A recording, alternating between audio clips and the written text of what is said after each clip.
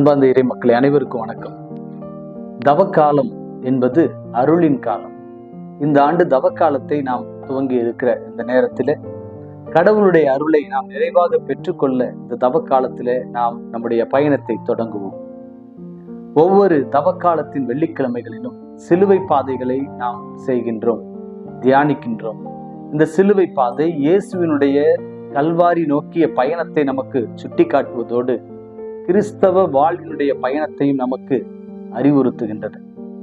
இந்த தவ காலத்தை இறையியலாளர்கள் நமது பருவ காலங்களோடு ஒப்பிடுகிறார்கள். குறிப்பாக இளவேநீர் காலம் என்கின்ற ஒரு காலத்தோடு அதை ஒப்பிட்டு அந்த காலகட்டத்திலே மரங்கள், செடி கொடிகள் இலைகளை எல்லாம் உதிர்த்துவிட்டு புதிய இலைகளை முளைக்கச் செய்வதற்காக அவைகள் அந்த பழைய இலைகளை எல்லாம் கொட்டுகின்றன. இதை ஒத்ததுதான் இந்த தவக்காலம் என்று இறையியல் அறிஞர்கள் நமக்கு சொல்லுகிறார்கள். தவக்காலத்திலே நாம் செய்கிற ஜெபம், தவம், தர்மம் போன்ற காரியங்கள் நம்மிடம் இருக்கிற தீய காரியங்களை எல்லாம் விட்டுவிடவும், நன்மைகளை செய்வதற்காகவே அதை விட்டுவிடுவதற்கும் உதவி செய்கிறது. எப்படி ஒரு மரம் பழைய இலைகளை உதிர்ப்பதால் அது இறந்து போவதில்லையோ, அதுபோலவே தவக்காலம் மனிதன் தன்னுடைய வாழ்விலே தவறுகளை எல்லாம் விட்டு விடுகிற பொழுது நன்மையை நோக்கி செல்லுகின்றான்.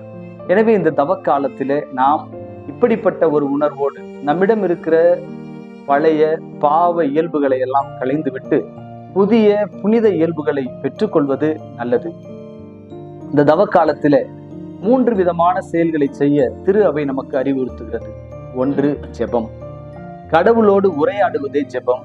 இந்த உரையாடலை நாம் அவ்வப்போது நிகழ்த்துவது அல்ல, மாறாக எப்பொழுதும் கடவுளோடு தொடர்பிலே இருக்க வேண்டும் என்பதை இந்த ஜெபம் நமக்கு சுட்டி காட்டுகிறது. இயேசு இந்த உலகிலே வாழ்ந்த போது தினமும் ஜெபித்தார், அதிகாலையில் ஜெபித்தார், இரவிலே ஜெபித்தார். இப்படி சீடர்களுக்கும் ஜெபிக்க கற்றுக் கொடுத்தார். அப்படிப்பட்ட அருமையான இந்த ஜெப உறவு என்பது நமக்கும் கடவுளுக்கும் இருக்க வேண்டும் என்பதை தவக்காலம் அறிவுறுத்துகிறது.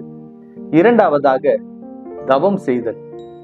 நம்முடைய வாழ்விலே பிறருக்காக தியாகம் செய்வதை இந்த தவ வாழ்வோடு ஒப்பிடலாம். எனக்கு எல்லாம் வேண்டும் என்கின்ற சுயநலத்திலிருந்து பிறருக்கு எதையாவது செய்ய வேண்டும் என்கின்ற பொது நலத்திற்கு செல்வதுதான் இந்த தவத்தினுடைய நோக்கம். எனவே இந்த தவத்தை நாம் மேற்கொள்கிற பொழுது நாம் நம்முடைய மனதை, நம்முடைய ஆன்மாவை நாம் புனிதமாக்குகிறோம், சுத்தப்படுத்துகிறோம். ஆன்மாவிலே உள்ள அழுக்குகள் எல்லாம் அகற்றப்படுகின்றது.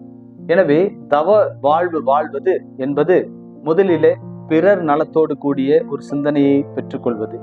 2வதாக தவ வாழ்வில் அடங்கி இருக்கிற ஒரு விஷயம், நாம் ஆன்மீக வாழ்வு, கடவுள் விரும்புவதை போல வாழுகிற தகுதிக்கு நம்மை உயர்த்தி கொள்கிறோம்.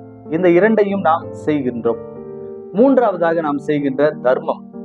தர்மம் என்பது நம்முடைய செயல்கள், அறச்செயல்கள் என்று திரு அவை அதை அறிவுறுத்துகிறது. நீங்கள் இந்த உலகிலே வாழுகிற பொழுது, நல்ல செயல்களை செய்கிற பொழுது கடவுளுடைய அன்பை, பரிசை பெற்றுக் கொள்கிறவர்களாக மாறுகிறீர்கள். எனவே இந்த தவக்காலத்திலே இந்த 3 செயல்பாடுகளையும் செய்ய திரு அவை நம்மை அழைக்கின்றது. அன்பார்ந்தவர்களே, இந்த தவக்காலம் 40 நாட்கள் நீடிக்கின்றது. இந்த 40 நாட்கள் என்பது விவிலியத்தின் அடிப்படையிலே நாம் பார்க்கிற பொழுது, நோவா காலத்திலே 40 நாட்கள் மழை பெய்தது. தீயவர்கள் எல்லாம் அழிக்கப்பட்டார்கள், நல்லவர்கள் காப்பாற்றப்பட்டார்கள். எனவே இந்த 40 நாட்களிலே நாமும் கூட தீமையை எல்லாம் அழித்து நன்மையை நோக்கி செல்வதற்கு உதவுகிறது. 2வதாக நாம் பார்க்கின்றோம், இஸ்ராயல் மக்களை மோசே எகிப்து நாட்டிலிருந்து வாக்களிக்கப்பட்ட நாட்டிற்கு அழைத்து செல்கிறார். 40 ஆண்டுகள் இந்த மக்கள் பயணம் செய்கிறார்கள். 40 ஆண்டுகள் சுற்றி திரிகிறார்கள் பாலைவனத்தில். இந்த 40 நாட்களும் அலை பாய்கிற, சுற்றி திரிகிற நமது மனதை நாம் சரியாக நெறிப்படுத்த, அதை சரியாக முறைப்படுத்தி கடவுளை நோக்கி கொண்டு செல்வதாக இந்த 40 நாட்களை நாம் பயன்படுத்த வேண்டும். 3வதாக நாம் பார்க்கின்றோம், எலியா இறைவாக்கினர் ஓரேபு என்கின்ற மலையிலே ஓடிப்போய் ஒளிந்து கொள்கிறார். 40 நாட்களும் அங்கே அவருக்கு உணவு அளிக்கப்படுகிறது, கடவுள் அவரை பராமரிக்கிறார். இந்த 40 நாட்களிலும் நீங்களும் நானும் கடவுளை நம்பி வாழ்வதற்கு நம்மை நாமே தயார் செய்ய வேண்டும். 4வதாக நாம் பார்க்கின்றோம், ஆண்டவர் இயேசு இந்த உலகிலே வாழ்ந்த பொழுது 40 நாட்கள் அவர் உண்ணா நோன்பை மேற்கொண்டு கடவுளோடு உறவில் இருக்கின்றார். 40 நாட்களும் நாம் கடவுளை பற்றிய சிந்தனையோடு வாழுகிற பொழுது நம்முடைய வாழ்வு மாற்றம் அடைகிறது, கடவுளுடைய அருளால் நிரப்பப்படுகிறது. இன்னும் கூடுதலாக இயேசு உயிர்த்த பிறகு தன்னுடைய சீடர்களை பார்த்து சொல்கிறார், நீங்கள் சென்று எருசலேமிலே தங்கி ஜெபித்து வாருங்கள் என்று சொல்கின்றார். இப்படி 40 நாட்கள் அந்த சீடர்கள் ஒன்றாக இருந்து ஒரு அறையிலே தங்கி ஜெபிக்கின்றார்கள். 40ஆம் நாள் இயேசு விண்ணகத்திற்கு செல்கிறார். 50வது நாள் அந்த ஜெபத்தினுடைய விளைவாக அத்துணை சீடர்கள் மீதும் தூய ஆவியானவர் பொழியப்படுகிறார். இதுக்கு நீங்களும் நானும் 40 நாளும் ஜெபிக்கிற பொழுது இந்த தூய ஆவியினுடைய அருளை, ஆற்றலை, கடவுள் தருகிற ஆசீர்வாதத்தை பெற்றுக்கொள்ள முடியும். இறுதியாக இந்த தவக்காலம் நம்மிடத்துல முன்வைக்கிற ஒரு அருமையான சிந்தனை என்ன?